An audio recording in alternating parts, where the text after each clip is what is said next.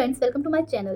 तो आज मैं आपको बताने वाली हूँ कि मैं किस तरीके से नोट्स बनाती हूँ। स्पेशली आज मैं आपको चाइल्ड डेवलपमेंट एंड पेडागोजी के बारे में बताऊंगी कि उसके नोट्स किस तरीके से प्रिपेयर किए जाएँ जो आपके एग्जाम टाइम में और जब आप क्वेश्चन सॉल्व कर रहे हैं तो आपके लिए बहुत ही ज़्यादा हेल्पफुल रहें।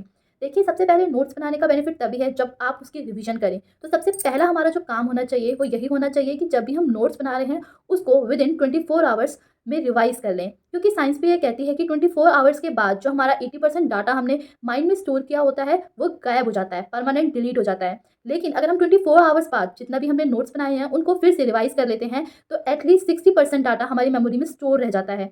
और नोट्स बनाने का मतलब ये नहीं है कि हमारी प्रिपरेशन अच्छी चल रही है। सबसे पहला काम हमारा यही होना चाहिए कि नोट्स बनाने के बाद हम रिवीजन ज़रूर करें, क्योंकि रिवीजन से क्या होता है कि हमारी मेमोरी में वो डाटा परमानेंटली सेव हो जाता है। नाउ मैं आपको अपना तरीका दिखाती हूँ कि मैं किस तरीके से नोट्स बनाती हूँ जिससे कि एग्जाम टाइम में मैं कम टाइम में उसको रिवाइज कर पाती हूँ। और हाँ, नोट्स हमेशा शॉर्ट तरीके से बनाने चाहिए। कभी भी हमें नोट्स इतने बड़े नहीं बनाने चाहिए कि हम लास्ट टाइम पे उसकी रिवीजन ना कर पाएँ। तो चलिए बिना किसी देरी के मैं आपको अपने नोट्स दिखाती हूँ। और हाँ, अगर आपको मेरा नोट्स बनाने का तरीका पसंद आए तो वीडियो को शेयर ज़रूर कीजिएगा, ताकि जो भी केवीएस पीआरटी प्रिपरेशन कर रहा है उसको नोट्स बनाने में हेल्प मिल सके। फ्रेंड्स, ये मेरे नोट्स का पहला पेज है। तो सबसे पहले तो हम एक टीचर बनने जा रहे हैं तो हमें जो टीचर के अंदर क्वालिटीज़ होती हैं वो पता होनी चाहिए।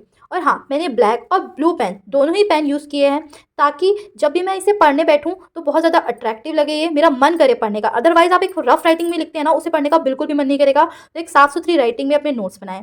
तो देखिए, मैंने क्वालिटीज़ लिख रखी हैं टीचर की, और इससे पक्का एमसीक्यू बनते हैं हमारे एग्जाम्स के अंदर। Professional qualities, social qualities, individual qualities. और आप देख रहे हैं कि मैंने सिर्फ पॉइंट्स लिखे हुए हैं इसके अंदर। इसके अंदर जो थ्योरी होती है वो नहीं लिखी हुई, क्योंकि थ्योरी हमें अपने माइंड में सेट करनी है और हमें सिर्फ कुछ नोट्स बनाने हैं, कुछ ऐसी लाइंस लिखनी है जिससे हमें आइडिया हो जाए कि इसके अंदर क्या आ सकता था। तो इससे आपके नोट्स शॉर्ट तरीके से बनते हैं और आपको रिवाइज करने में भी हेल्प मिलती है।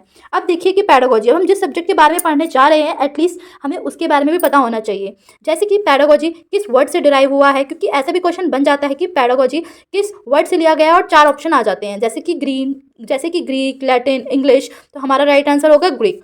नाउ टीचिंग मेथड्स, आप देखिए मैंने कितने प्रॉपर तरीके से बना रखे हैं। 2 टाइप के टीचिंग मेथड्स होते हैं, teacher centre method, child centre method. उसके अंदर जितने भी मेथड्स होते हैं मैंने उन सबके नाम लिखे हुए हैं। अब देखिए, जब मैंने इनको एक्सप्लेन किया है तो मैंने बहुत ज़्यादा बड़ी थ्योरी नहीं लिखी हुई है, और जो इंपॉर्टेंट पॉइंट्स है मैंने उनको हाईलाइट कर रखा है। देखिए, जैसे कि ओल्डेस्ट मेथड है, ये मेमोरी लेवल पर बेस्ड होता है। आइडियलिज्म इस पर बेस होता है, टीचर्स में एक्टिव होती है, चिल्ड्रन इस पर पैसिव होती है। फिर कुछ करेक्टरिस्टिक्स लिख रखी है लेक्चर मेथड की, जो कि एक तरीके से पॉजिटिव पॉइंट्स हैं, और फिर कुछ नेगेटिव पॉइंट्स हैं। आफ्टर दैट मैंने डेमोन्स्ट्रेशन मेथड को भी डिफाइन कर रखा है, और जितने भी हाईलाइटेड पॉइंट्स हैं उनको भी हाईलाइट कर रखा है, ताकि मैं लास्ट टाइम पे अच्छे से पढ़ पाऊँ। अब हम देखते हैं चाइल्ड सेंटर मेथड। देखिए, इसमें भी मैंने सेम चीज़, और हाँ, ब्लैक और ब्लू पेन दोनों पेन का यूज़ कर रखा है, क्योंकि ये लास्ट टाइम पर आई कैचिंग होते हैं, हम आसानी से पढ़ सकते हैं। किसने कब मेथड दिया था, कैसे दिया था, सब कुछ मैंने बहुत अच्छे तरीके से एक्सप्लेन कर रखा है। अब हम बात करते हैं फ्लो चार्ट की। हमें फ्लो चार्ट ज़रूर बनाने चाहिए, ताकि लास्ट टाइम पे हम बहुत जल्दी रिवीजन कर पाएँ। देखिए, ये मैंने पूरा पॉइंट्स लिख रखे हैं माइक्रो टीचिंग के बारे में, और उसके बाद एक छोटा सा फ्लो चार्ट बना रखा है, ताकि इसकी इमेज मेरे माइंड में एज इट इज सेट हो जाए और पेपर के टाइम पे मैं इजीली क्वेश्चंस को सॉल्व कर पाऊँ।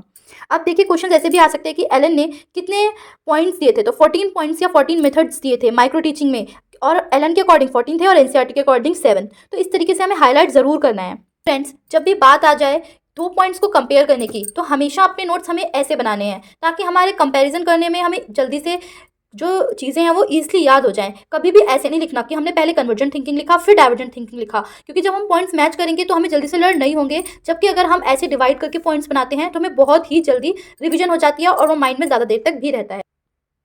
Now the most important thing in my notes is, देखिए, हमें बहुत ज़्यादा कन्फ्यूजन होती है कि कौन सी चीज़ कब होती है एक चाइल्ड के अंदर। तो मैंने बहुत अच्छे से, ये खुद से मैंने टेबल बनाई हुई है।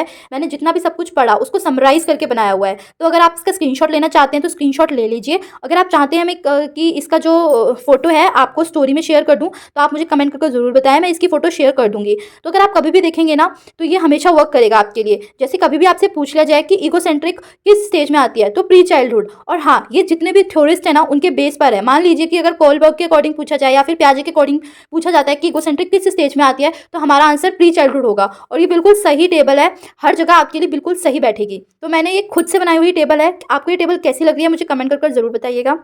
तो फ्रेंड्स, मैंने आपको एक रफ आइडिया दिया कि नोट्स कैसे बनाए जाते हैं। तो आपको ये आइडिया कैसा लग रहा है? अगर अच्छा लग रहा है तो वीडियो को लाइक ज़रूर कर दें, और अगर आप मेरे चैनल पर नए हैं तो चैनल को सब्सक्राइब ज़रूर कर दें।